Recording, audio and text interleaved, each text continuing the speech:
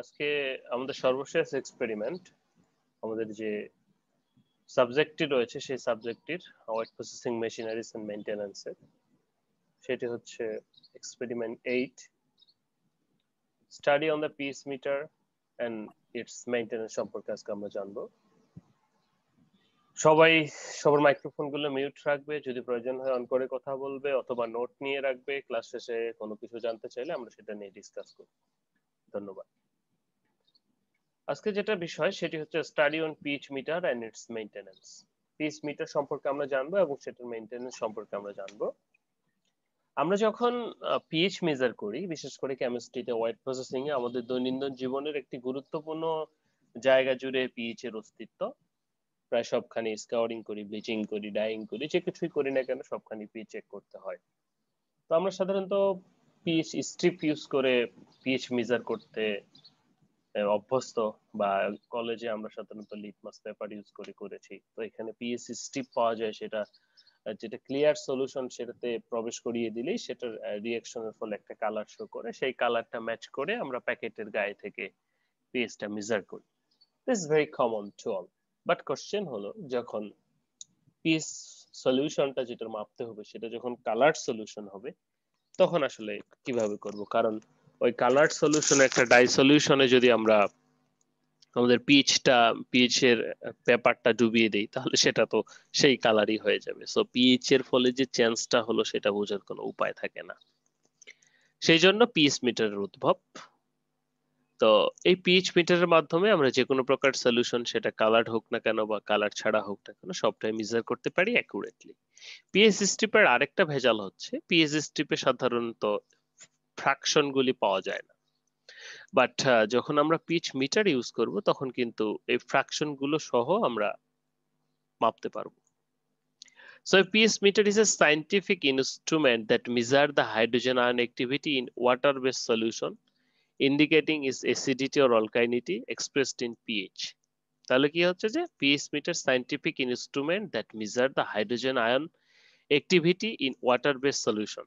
যে কোনো water-based solution এর হাইড্রোজেন আয়ন অ্যাক্টিভিটি, pH সম্পর্কে তো আমরা পড়েছি থিওরিতে। It's indicating acidity or alkalinity. এই পিএইচ স্কেলটা কত? পিএইচ স্কেলটা সাধারণত 1 থেকে 7 এবং 7 থেকে 14 পর্যন্ত হতে পারে। এই 7 হচ্ছে নিউট্রাল, 1 থেকে 6 পর্যন্ত হচ্ছে অ্যাসিডিক এবং 8 থেকে 14 পর্যন্ত হচ্ছে অ্যালকালাইন। এটা সবাই জানি আমরা। তো এদিকে যত বেশি 1 এর দিকে এগোবে সেটা তত বেশি অ্যাসিডিক, এবং এই পাশে 14 এর দিকে যত এগোবে সেটা তত বেশি অ্যালকালাইন। তো এটাই আমাদেরকে মাপতে হবে, বিশেষ করে যখন আমরা ডিসপার্স ডাইং এ যাই তখন পিএইচ অ্যাসিডিক মাপতে হয়, আবার যখন আমরা রিঅ্যাকটিভ ডাইং এ যাই তখন আবার অ্যালকালাইন মাপতে হয়, এছাড়াও প্রি ট্রিটমেন্ট করে থাকি। So the pH meter measure the difference electrical potential between phase electrode and reference electrode. এই phase electrode and reference electrode সাধারণত pH পড়বে থাকে, সেই দুটোর ডিফারেন্স থাকে, and so the pH meter is sometimes referred as a potentio pH meter নামেও পরিচিত। The difference in electrical potential related the acidity or pH solution. The pH meter is used in mainly laboratory quality control ইত্যাদি ইত্যাদি। Objective is to know about the pH and its function, to how to calibrate and its maintenance. তো এখানে আমরা একটা pH metre দেখতে পাচ্ছি, this is the most digital pH meter. এছাড়াও এর কিছু পুরাতন pH মিটারও রয়েছে। এটা হান্নার সাধারণত pH মিটার উৎপাদনকারী ব্র্যান্ড গুলোর ভিতরে হান্না অন্যতম। তো মেশিন স্পেসিফিকেশন যদি আমরা একটু দেখি, বলা হচ্ছে যে phase meter generally has flowing components, the body instrument containing the circuits, এখানে সার্কিট কন্টেইন করে উল্টা পাশে, and the controls, connectors, these wires are the connectors এটার সাথে, and display screen with measuring scale, these are the display screen with measuring scale, and the flowing are the some most important here also।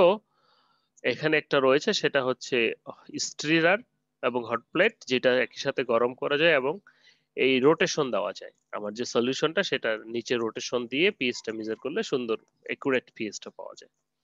এবং পাশে দুটো buffer solution রয়েছে, buffer 4 এবং buffer 7, আর ছাড়াও buffer 10 ও use করতে পারি আমরা ক্যালিব্রেশনের জন্য।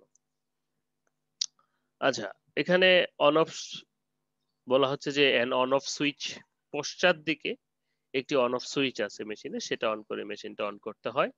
টেম্পারেচার কন্ট্রোল, এই প্রোবের মাঝখানে টেম্পারেচার প্রোবও আছে, একই সাথে বারে আলাদা করে টেম্পারেচার মেজার করা যায় একই সাথে। একই সাথে থাকতে পারে, আলাদা করেই থাকতে পারে, সাধারণত একই সাথেই থাকে। তারপর রয়েছে যে ক্যালিব্রেশন কন্ট্রোলস।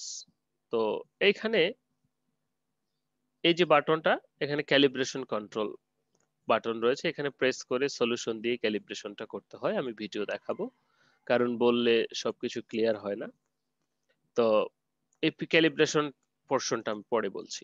তো এটার কিছু মুড রয়েছে এই পিএইচ মিটারের। সেই মুডগুলি হচ্ছে যেমন স্টান বাই মুড বা জিরো মুড। যখন আমরা কাজ করব না, পিএইচ মিটারটাকে স্টোর করব, তখন সেটাকে সাধারণত স্টোরেজ সলিউশন দিয়ে রাখতে হয়। তো in this position the electrode are protected from electrical currents, তখন কোনো কারেন্ট তার ভিতর দিয়ে প্রবাহিত হয় না। And it is the position use for maintaining equipment while storeyed.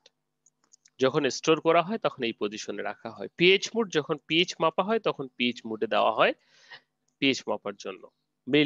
Multi volt mode, বা এটা যখন আমরা একই সাথে পিএইচ এবং ভোল্ট মাপতে চাই, মিলি ভোল্ট, তখন আমাদেরকে এই মোডে দিতে হয়। পিএইচ এবং মিলি ভোল্ট একসাথে মাপা যায়। এটিসি মোড বলা হচ্ছে automatic temperature control mode, is used when pH measure is solution for temperature varies. The function requires use a special probe, all pH এর সাথে সাধারণত থাকে না, তো এটার সাথে টেম্পারেচার কন্ট্রোলও করা যেতে পারে।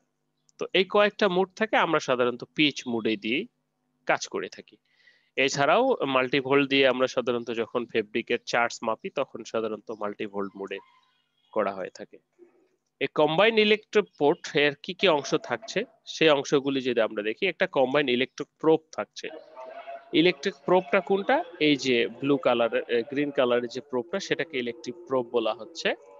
তো সেখানে কি কি থাকছে? This device must be stored in distil water nest connected with measuring instrument. এই কম্বিনেশন ইলেকট্রন রেফারেন্স ইলেকট্রন একটা থাকে একই সাথে, এবং ইন্টারনাল ইলেকট্রোড রয়েছে। So integrated into same body and design varies depending on the manufacturer.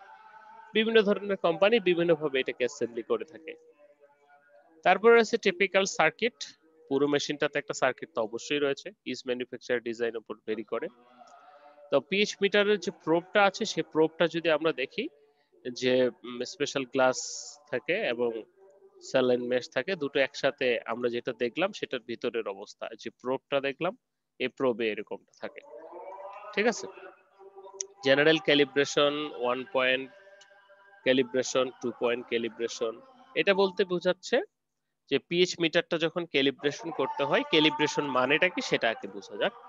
Calibration মানে হচ্ছে যে এই সলিউশনটার পিএইচ কত সেটা কিভাবে বুঝবো? মেশিনের সাহায্যে। তাহলে মেশিন কিভাবে এটা জানবে? মেশিনকে জানার জন্য আমাদের মেশিনের ভিতরে ডাটা দিতে হবে যে এই পরিমাণ হাইড্রোজেন আয়নের উপস্থিতি থাকলে সলিউশনে সেটা এই পিএইচ 7 হবে, বা এই পরিমাণ থাকলে সেটা পিএইচ 10 হবে। মনে করো তুমি কাউকে 1 কেজি মেপে দিবা, তাহলে তাকে কিভাবে 1 কেজি মেপে দিবা? তোমাকে একটা আদর্শ ওজন লাগবে, বাটখারা লাগবে। 1 কেজি ওজন তোমার কাছে থাকলেই না তুমি সেটা দিয়ে মেপে দিতে পারবা, তাই না? তার আগে তো পারবা না। সো মেশিন যে রিডিং দিবে যে এটার মানে এত, সেটা কিভাবে, কোন স্ট্যান্ডার্ডের বেসিসে, সেজন্য তার ভিতরে ডাটা দিতে হবে। এই ডাটা দেওয়াটাই হচ্ছে ক্যালিব্রেশন। সেজন্য কি করা হয়? স্ট্যান্ডার্ড সলিউশন ইউজ করা হয়, যে স্ট্যান্ডার্ড পিএস4, স্ট্যান্ডার্ড পিএস7, স্ট্যান্ডার্ড পিএস10, যেগুলোকে বাফার সলিউশন অনেক সময় বলা হয়। এই স্ট্যান্ডার্ড সলিউশন গুলো কি করা হয়? তারা পিএস7 শো করে, পিএস4 শো করে। এখন 1 পয়েন্ট ক্যালিব্রেশন বলতে বোঝাচ্ছে একটা সলিউশন দিয়ে যখন আমরা পিএসটাকে মেজার করব, অর্থাৎ একটা সলিউশনের ডাটা দিব, তখন 1 পয়েন্ট ক্যালিব্রেশন। যখন দুটা, মনে করো পিএস4 এবং পিএস7, দুটো দিয়ে দুটোর ডাটা দিব, তখন সেটা 2 পয়েন্ট, আরো বেশি হতে পারে 3 পয়েন্টস। হ্যাঁ, পিএস8, অর্থাৎ আমার মেশিনটা ঠিকঠাক কাজ করছে কিনা সেটা কিন্তু কাজ করছে। তাহলে কি হচ্ছে দেখো, এখানে গঠনে সিলভার ওয়্যার রয়েছে, তারপরে কি রয়েছে? রেফারেন্স ইলেকট্রন এক পাশে, আরেক পাশে রয়েছে আমাদের নিচে বাফার সলিউশন এবং সেমি পারমিয়েবল মেশ। ঠিক আছে, আরেকটা তো ইলেকট্রোড রয়েছে। তো ওয়ার্কিং প্রসিডিউরটা কি? তো এত কিছু বলার আগে আমরা একটা ভিডিও দেখে আসি, আশা করি ক্লিয়ার হবে সবার। বলার থেকে ভিডিও দেখাটা অনেক সহজ বোঝাটা। আমি 1 মিনিট সময় নিব। ওকে,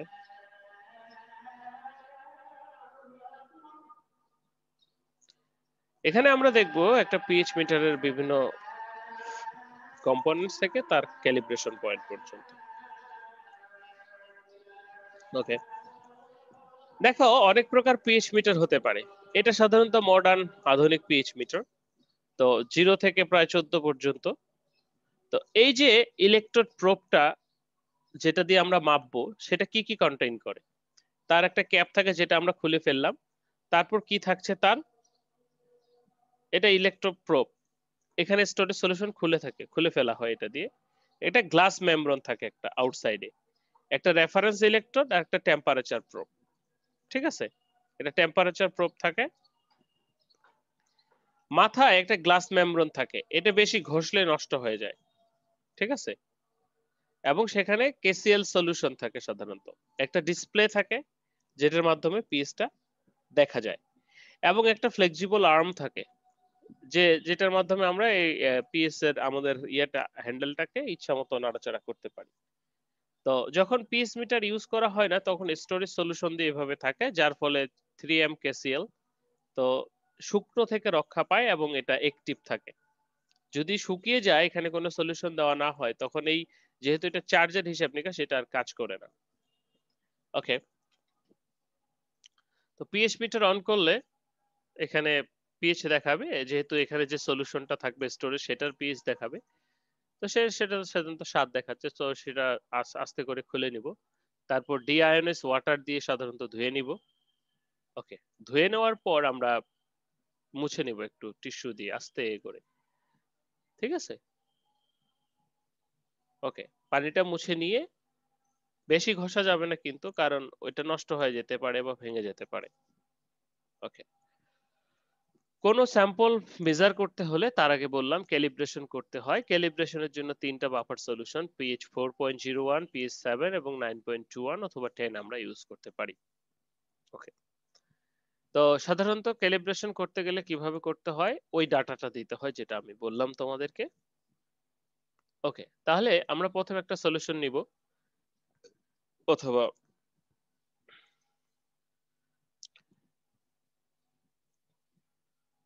ওকে, আমরা একটা সলিউশন নিব পিএইচটাকে কন্ট্রোল ক্যালিব্রেশন করার জন্য। তো যাই হোক,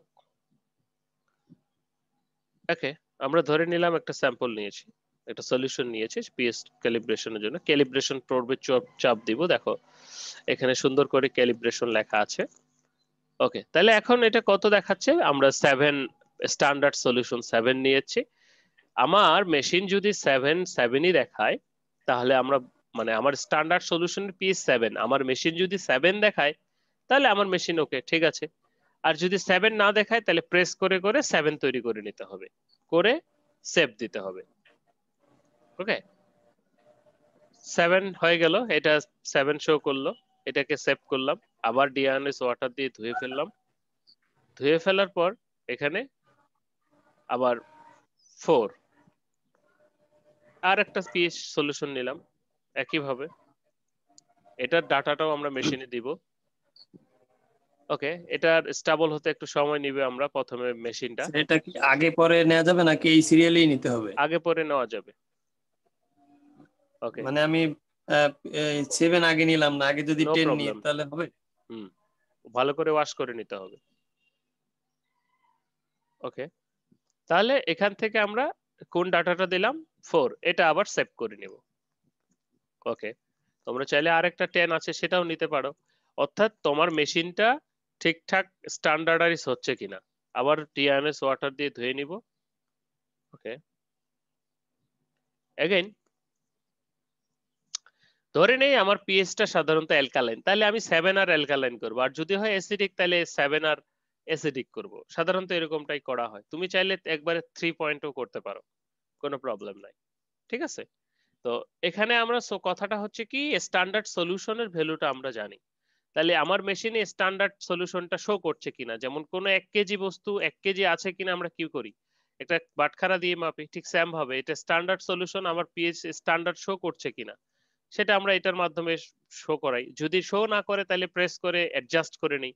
তার মানে কি, এই পরিমাণ হাইড্রোজেন আয়ন যদি এখানে আসে তাহলে সে এটা শো করবে, বা এটার সাপেক্ষে কি পরিমাণ হাইড্রোজেন আয়ন আসতেছে সে পিএইচটা সেইভাবে শো করবে। ওকে, এটা হয়ে গেল, সেভ হয়ে গেল। তাহলে 3টা হয়ে গেল, আমরা রেঞ্জ করে নিলাম, একটু মুছে নিলাম। এবার ক্যালিব্রেশন আমাদের কমপ্লিট হয়ে গেল। এবার আমরা যেটা টেস্ট করতে চাই সেটার আমরা এরকম ভাবে দিব। ওকে, তারপর মেজার বাটন চাপলে সে মেজার করা শুরু করবে এবং এটা স্টেবল না হওয়া পর্যন্ত আমাদেরকে অপেক্ষা করতে হবে যতক্ষণ পর্যন্ত সেটা স্টেবল না হচ্ছে। ওকে, স্টেবল হয়ে গেছে 8.97। ঠিক আছে, আবার ডিস্টিল ওয়াটার দিয়ে ধুয়ে ফেলবো।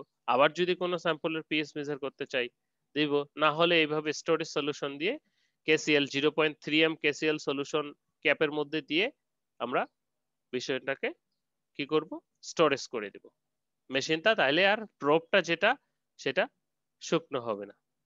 সো আশা করি তোমরা বুঝতে পেরেছো। এখন আমি তোমাদের আরেকটি ভিডিও দেখাতে চাই যাতে করে তোমাদের আরেকটু ক্লিয়ার হয়ে যায়।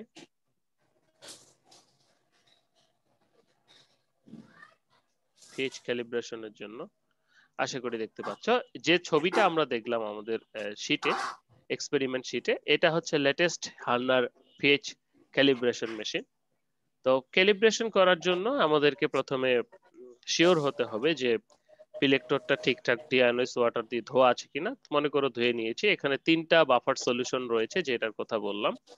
তো এখানে ক্যালিব্রেশন বাটনটা তোমরা দেখতে পাচ্ছ যে মোড ক্যালিফ্রেন, হ্যাঁ এখানে, তারপর ক্যালিব্রেশন কনফার্ম।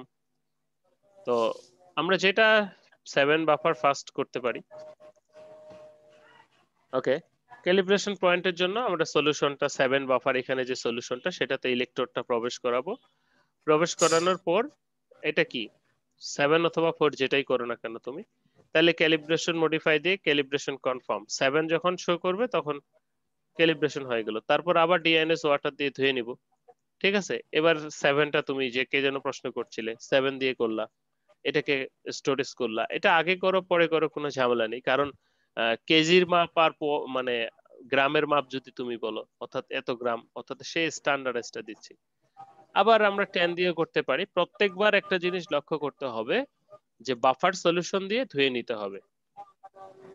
3 পয়েন্ট সেলিব্রেশন করতে পারি আমরা। ঠিক আছে, এছাড়াও আমাদের কিছু পকেট সাইজ ক্যালিব্রেশন মিটার রয়েছে বর্তমানে, তো সেটাও আমরা দেখবো একটু পরে। তো পকেট সাইজের স্যার ক্ষেত্রে বাফার সলিউশন দিয়ে ধুয়ে নেবে কিভাবে? ওই যেগুলো দিয়ে বাফার ক্যালিব্রেশন করা সলিউশন দিয়ে ওগুলো ধুয়ে নিব না, বাফার সলিউশন দিয়ে আমরা ক্যালিব্রেট করব। বাফার ক্যালিব্রেশন সলিউশন করবো, বলতে হ্যাঁ, স্ট্যান্ডার্ড সলিউশন, ধুয়ে নিব হচ্ছে ডিআয়োনাইজ ওয়াটার দিয়ে। ওয়াটার দিয়ে স্যার। ঠিক আছে, এবার আসি ক্যালিব্রেশন পড়বে। ক্যালিব্রেশন পোর্টটা বাকি ছিল, বলা আছে depending on the pH design the pH metre process one or 2 or 3 point calibration, অর্থাৎ একটা সলিউশন দিয়ে 1 পয়েন্ট, দুটা সলিউশন দিয়ে 2 পয়েন্ট, তিনটা সলিউশন দিয়ে 3 points. 3 So point. normally these are identify calibration 1, 2 ইত্যাদি। So if the pH meter is calibrated using one solution, then its calibration 1 button is used. Make sure calibration 2 button. অর্থাৎ এক একটা machine two machine vary করে। তো এটা দিয়ে তাহলে আমরা কাজ করব কিভাবে, আমি ভিডিওতে দেখেছি, বলা হচ্ছে after removing the electrode from the calibration solution, rinse the electrode with distilled water and dry it. Place the electrode into the solution unknown pH and turn into the function selector from the standby position of pH position. Read the pH, অর্থাৎ যেটা দরকার সেটা নিয়ে এসে আমরা pH measure করব। Turn the function selection again standby position. If necessary to measure pH of the more than one solution, repeat previously described procedure. একটা জিনিস খেয়াল রাখবো, প্রত্যেকবার পিএইচ মেজার করার পর কিন্তু অবশ্যই স্ট্যান্ডার্ড ডিআয়োনাইজ ওয়াটার দিয়ে ধুয়ে নিতে হবে। ওকে, সো যখন হওয়া শেষ হয়ে যাবে তখন পিএইচ মিটার অফ করে দিব, জিরো পজিশনে নিয়ে কেসিএল স্টোরেজ সলিউশন দিয়ে আমরা সেটাকে প্রিজার্ভ করব। ঠিক আছে, ওকে। এরপরে ইদানিং কালে আমাদের এই ঝামেলা, এটা তো আর ফ্লোরে নিয়ে যাওয়া যায় না, সেজন্য আরেকটা মেশিন এসেছে যেটাকে আমরা পকেট পিএইচ মিটার বলছি অথবা মোবাইল পিএইচ মিটার বলছি। সেটা একটু তোমাদেরকে আমি দেখাতে চাই। এটা বর্তমানে প্রচলিত আছে, এটা হান্নারও পাওয়া যায় আর অন্যান্য গুলোর পাওয়া যায়, প্রায় 4400 টাকা দাম। সেম ভাবে এটা একই ভাবে করতে হয়, কিন্তু এখানে এটার সুবিধাটা হচ্ছে যে এটা পকেট, ছোট মোবাইলের মতো তোমরা দেখতে পাচ্ছ। এখানে যে ইনস্ট্রুমেন্ট গুলো রয়েছে, প্রথমে ডিআয়োনাইজ water, PH7, PH4, tissue, gloves এবং একটা স্ক্রু। সো বাফার সলিউশন 7.01 বা 7 হান্নার ওরা যারা পিএইচ মিটার বেচে তারা সাধারণত দিয়ে দেয়, অথবা আমরা চাইলে বানিয়েও নিতে পারি PH4। ঠিক আছে, এটা পকেটের ক্ষেত্রে, পকেট যেটা মনে করো তুমি ফ্লোরে ঘুরছো ডাইং মেশিনের, তুমি ওইখানে মাপতেছো, ঠিক আছে, সেই পিএইচটা সেটা নিয়ে এসে তোমাকে আর রুমে মাপতে হচ্ছে না। এই যে মেশিনটা থাকে প্রথমে রিন্স করে নিতে হয় ডিআইএনএস ওয়াটার দিয়ে। এই মেশিন হয়তো অনেকেই দেখে থাকবে, আমার ব্যক্তিগতভাবে আছে। তো এটা প্রথমে ওয়াশ করে নিতে হয়। এই যে যে ইয়াটা রয়েছে অর্থাৎ ক্যাপটা, সেই ক্যাপটা ভালোভাবে রিন্স করে নিতে হবে, ড্রাই করে নিতে হবে। ওকে, একইভাবে ওটার যেরকম আমরা পিএইচটা বাফার সলিউশন দিয়ে সেট করেছি, এটারও বাফার সলিউশন দিয়ে সেট করব। শুধু সমস্যাটা হচ্ছে এটা হচ্ছে পকেট সাইজ। তাহলে বাফার সলিউশন 7 নিলাম। এটা একটা এখানে নিতে পারো অথবা অন্য কোনো পাত্রেও নিতে পারো। এইখানে নিলে যেটা হয় সেটা বেটার, অল্প পরিমাণে খরচ হয়। এটা পিএইচ মিটারটা ডুবাবো এবং এইখানে আমি লক্ষ্য করব যে আমার কত পিএইচ শো করতেছে। আমার বাফার সলিউশনটা কিন্তু কত ছিল, 7। এখানে কিন্তু শো করতেছে কত, 8.2 এর মতো, বা 8.2 বা সামথিং। তো তখন এই যে স্ক্রু ড্রাইভার দিয়ে আমার কি করতে হবে, পাশে দুটো রয়েছে দেখো, নব রয়েছে, নাট। এই নবটা ঘুরিয়ে আমাকে কত সেট করতে হবে, PH7 এ সেট করতে হবে। অর্থাৎ ঘুরালে আমার কি হবে, কমে যাবে। অর্থাৎ আমার এই স্ট্যান্ডার্ড সলিউশনের মানটা এই ডাটাটা নিচ্ছে কততে, 7 এ। তাহলে আমি 7 পয়েন্ট সেট করে দিলাম। ওকে, এরপর 7 স্টেবল ধরে রাখবো কিছুক্ষণ। এরপর আবার সেটাকে ডিআইএনএস ওয়াটার দিয়ে ধুয়ে ফেলবো, একটু মুছে নিব, ড্রাই যতটুকু সম্ভব। মাথাটাও ধুয়ে নিব সুন্দর করে। ওকে, এরপরে আমরা আমাদের যে আরেকটি বাফার সলিউশন আছে, এটা সাধারণত 2 পয়েন্টে করছে, সেই আরেকটি বাফার সলিউশন, সেই বাফার সলিউশন দিয়ে আমরা PS4, সেই বাফার সলিউশন দিয়ে এটাকে ক্যালিব্রেট করব। अगेन সেম ভাবে প্রসিডিউর। এটা কত শো করছে আমরা দেখব, 4.433332।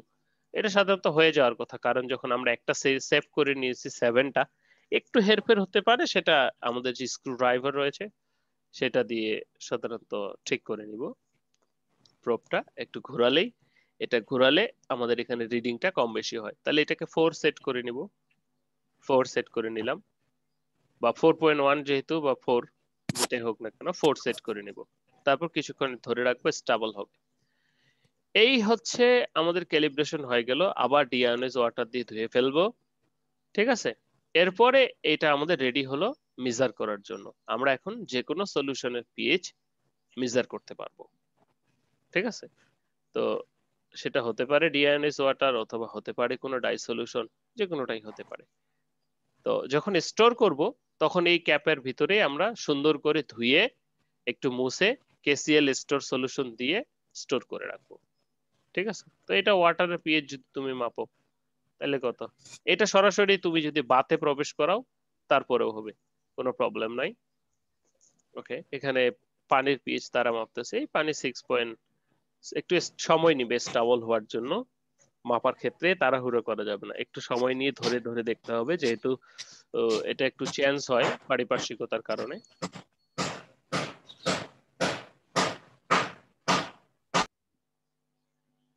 ওকে, তাহলে 6.8 সাধারণত 7 হওয়ার কথা। তো পানির অবস্থা ভেদে ভেরিয়েশন হতেই পারে, এক এক জায়গার পানি। সাধারণত ডিআয়োনাইজ ওয়াটার যেটা সাধারণত 7 হয়, 6.9 এবং 7 মানে অ্যাবাউট দ্য সেম। ওকে, এখন এটা দিয়ে আমরা আমাদের ডাই সলিউশন মাপি আর পানি মাপি আর যাই মাপি না কেন মাপতে পারবো। এটা স্টোরেজ করার নিয়মটা কি, এটা ড্রাই করে শুকিয়ে সুন্দর করে এইখানে আমরা স্টোরেজ সলিউশনটা দিব। ওইটার যেমন নবে দিয়েছিলাম, এখানে আমরা কেসিএল সলিউশনটা দিব, দিয়ে স্টোরেজ করে রেখে দিব। তাহলে আমাদের ক্যালিব্রেশন শেষ, মাপামাপি শেষে এই যে স্টোরেজ স্যার ওই যে সলিউশনটা দিচ্ছি আমরা। এসিএল যেটা বলেন ওটা কি potassium chloride? Potassium chloride 0.3 potassium chloride storage solution দিয়ে, বা 4 স্টোর করে দিব, শেষ। এবং সুইচটা অবশ্যই বন্ধ রাখবো, এরপরে যে সুইচটা আছে সুইচটা বন্ধ রাখবো। তো এই ছিল আমাদের পিএইচ মিটার এবং তার ক্যালিব্রেশন সম্পর্কে। এখন আমরা একটু তার ইয়েতে যাব।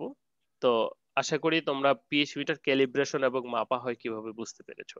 এবার একটু মেইনটেনেন্সে যাব। দেখো এটার মেইনটেনেন্স তো ডেইলি করতে হবে। প্রথমত প্রত্যেকটা পার্টসের আমরা যখন প্রথম মেইনটেনেন্সটা হচ্ছে স্টোর করব। আমরা যদি স্টোর না করি বা শুধু শুধু রেখে দেই তাহলে কিন্তু আমাদের যে বাল্বটা সেটা নষ্ট হয়ে যাবে। ঠিক আছে, এই বাল্বটা নষ্ট হয়ে যাবে, নষ্ট হয়ে গেলে সেখান থেকে কিন্তু আমরা আর মেজার করতে পারবো না। সো ফর দিস রিজন যদি আমরা বলি যে এটার তো ডেইলি মেইনটেনেন্স দরকার। সো আফটার 6 মান্থস ফ্রিকোয়েন্সি যেটা পুরো মেশিন খুলে ঠিকঠাক করে বলা আছে examine the exterior equipment and evaluate the general physical condition, verify the cleanliness, cover and adjustment। বিভিন্ন প্রকার সার্কিট রয়েছে, ওই যে আমাদের যে বাল্বটা রয়েছে সেটা, এগুলো ঠিকঠাক কাজ করে কিনা। Test the connection table system, check the they are in good condition and clean, examine the equipment controls, verify their goods control ইত্যাদি। ঠিক আছে, জিরো ঠিকঠাক হচ্ছে কিনা। এটা হচ্ছে লার্জের ক্ষেত্রে 6 মাস পর পর সাধারণত করা হয়। তারপর বলা হচ্ছে যে 4 মাস পর পর বেসিক যে জিনিসগুলো রয়েছে ওটা হচ্ছে ফুল মেশিন। বেসিক যে জিনিসগুলো সেগুলো করা হয়, যেমন রিমুভ দা ডিটেক্টর ইলেকট্রোড যেখানে আমরা চেঞ্জ করতে পারি, তারপর রিন্স দা ডিটেক্টর ইলেকট্রোড, এগুলো কেসিএল সলিউশনটা যে ভিতরে রয়েছে সেটা আমরা চেঞ্জ করতে পারি, ইলেকট্রোডটা চেঞ্জ করতে পারি। এগুলো সাধারণত 4 মাসে করতে হয়। ওকে, এরপরে ডেইলি যেগুলো করতে হয় সেগুলোর ভিতরে যেমন ক্লিনিং ইলেকট্রোড রয়েছে, বলা হচ্ছে ক্লিনিং, জেনারেল ক্লিনিং, সাধারণত soak with pH 0.1 mHCl solution দিয়ে সোক করে 20 মিনিটের মতো রিন্স দিয়ে পানি দিয়ে ধুয়ে ফেলতে হয়। ঠিক আছে, এটা হচ্ছে normal cleaning, pH metre cleaning এর জন্য। তারপরে হচ্ছে আরো যদি স্পেশালি ডিপোজিট ব্যাকটেরিয়া রিমুভ করার জন্য সাধারণত আমরা ব্লিচ ইউজ করতে পারি। তারপর অয়েল এন্ড গ্রিস রিমুভ করার জন্য সাধারণত আমরা অ্যালকোহল ইউজ করতে পারি। যদি কোনো কারণে আমরা তো বিভিন্ন প্রকার সলিউশন মাপি, তো সেই সলিউশনের ক্ষেত্রে এ ধরনের গ্রিস অয়েল থাকতে পারে, বা এছাড়াও অন্য কোনো প্রোটিন ডিপোজিট বা এনি টাইপস অফ থিংস থাকতে পারে। তো সেটাকে ডিওনাইজ ওয়াটার দিয়ে ধোয়ার ফলেও অনেক সময় যায় না, সেজন্য আমরা ক্ষেত্র বিশেষে এই ধরনের ক্লিনিং গুলো করতে পারি, যেটা জেনারেলাইজড প্রত্যেকটা কাজের পরেই কিন্তু আমাদের এটা করতে হয়। ওকে, প্রোটিন ডিপোজিট হলে পিএস ইলেকট্রোডিন 1%, পেপসিন এন্ড HCl 5 মিনিটস দিয়ে ক্লিন করতে হয়। আদার প্রিকশন যেটা হচ্ছে যে do not strike the electrode given that the structure is generally made of glass and very fragile. ভেঙে যেতে পারে যে কোনো উপর থেকে ফেলে দিলে। So it is necessary to manipulate carefully preventing the being knocked off. Remove the electrode has limited life span, মানে এটার একটা নির্দিষ্ট সময়সীমা আছে যে কতবার তুমি মাপতে পারবা। তো যত ভালো করে পারবা, স্টোরেজ যত ভালো হবে সেটা তত ভালো থাকবে। While electrode storage buffer solution, so storage solution যদি নাও থাকে তোমার কাছে, তুমি যে কোনো একটা বাফার সলিউশন ইউজ করে এটাকে স্টোরেজ করতে পারো। Okay, so the face meter long time machine proper use is necessary. তো আলটিমেট যেটা হলো আমাদের যে ডেইলি যেটা cleaning, this is necessary for daily cleaning and storage, এটা হচ্ছে ডেইলি মেইনটেনেন্স। তারপর যদি আমরা বলবো 4 মান্থে বলবো যে আমাদের যে পার্টস গুলি রয়েছে সেই পার্টস গুলি, মোটামুটি পার্টস গুলি, আর 6 মান্থে যেটা ওভারঅল মেশিনের মেইনটেনেন্সটা করা হয়। তাহলে এটাই ছিল আজকে আমাদের লেকচার, সেটি হচ্ছে পিএস মিটার অর্থাৎ পিএস মিটার মেইনটেনেন্স জানা এবং সম্পর্কে এবং মেইনটেনেন্স করা সম্পর্কে। So this is the most advantage. একটা প্রোব থাকে, প্রোবে দুটো স্ট্যান্ডার্ড ইলেকট্রোড একই সাথে মার্চ করা থাকে, টেম্পারেচার পিএইচ মাপা যায় স্ট্যান্ডার্ড সলিউশনের মাধ্যমে, তার ক্যালিব্রেশন করতে হয়। সেই কথাগুলো এখানে বলা হয়েছে ভিডিওর মাধ্যমে, আমি তোমাদেরকে বলার চেষ্টা করেছি। ধন্যবাদ।